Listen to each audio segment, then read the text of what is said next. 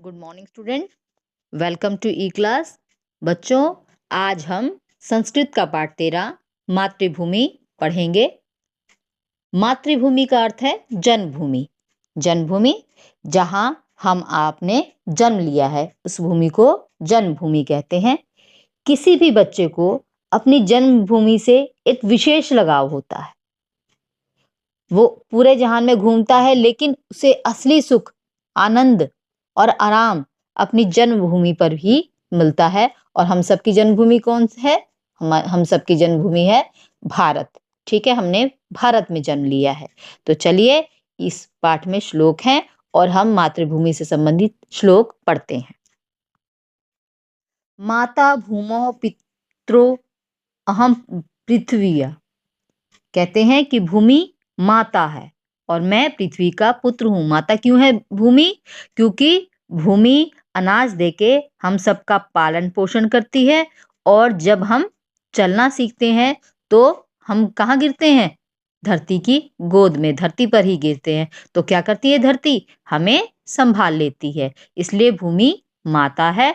और कहते हैं कि कवि कहता है कि मैं पृथ्वी का पुत्र हूँ। ठीक है, आगे देखें दूसरा श्लोक। भूमे गरियसी स्वर्गात उच्चतर पिता। माता भूमि से श्रेष्ठ माता है और स्वर्ग से ऊंचे पिता हैं। स्वर्ग से ऊंचे पिता क्यों है बेटा?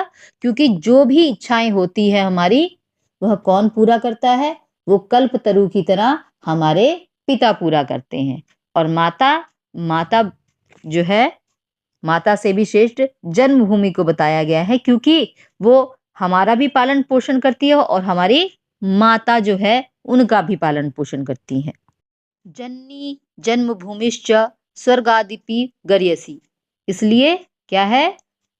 माता और जन्मभूमि दोनों ही स्वर्ग से भी प्रिय है, स्वर्ग से भी बढ़कर है।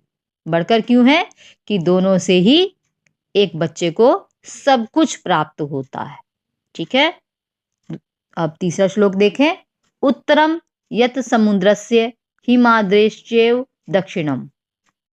जो समुद्र के उत्तर में है और हिमालय के दक्षिण में जो वर्ष है, वर्षम तत् भारतम नामा भारती यत्र संतति। उसका नाम, जो वर्ष स्थित है उसका नाम भारत है और उसकी संतति को भारती कहते हैं। यानी इसमें बताया ये गया है कि क्या है? समुद्र से उत्तर दिशा में क्या है? हिमालय है। उत्तर में हिमालय है और दक्षिण में क्या है? दक्षिण में समुद्र है। जिस कारण क्या है बच्चों? भारत में किसी को, कोई चाहे कि भारत में आ जाए तो उसके लिए ये क्या है?